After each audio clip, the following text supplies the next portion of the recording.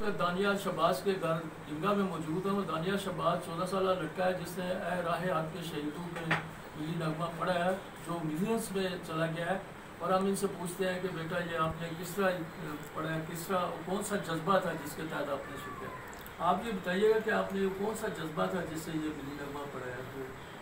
جی بس وہ ایک 6 ستمبر کا ایک فارمل سا پروگرام تھا ہمارے اسکول گورنمنٹ ہائی اسکول ڈنگا میں, جو میں نے ویسے تو کوئی خاص پریکٹس نہیں ہے لیکن وہ میں نے پڑھا. میرے ذہن میں سارا وہی چل رہا تھا کہ وہ جیسے کس طرح شہداء نے اپنی جانیں وطن کے لیے قربان کی, اور وہ جذبہ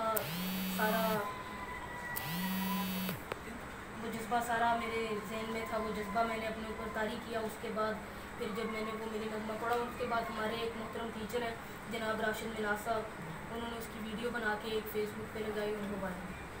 اچھا آپ یہ بتائیے گا کہ آپ کو یہ بچپن سے شوق ہے, جب کہ آپ کے ٹیچرز استاد ہیں, یہ ایجوکیشن کے حوالے سے موسیقی کو استاد بھی ہے, تو آپ کو یہ کیسے شوق کرا؟ جی بالکل یہ گاڈ گفٹڈ ہے, اللہ تعالیٰ کی عطا ہے. اس کے بعد جو مجھے بوٹی ہے وہ میرے نانا جناب لیجنڈ شوکت علی خان صاحب کی ہے, اور یہ اس کا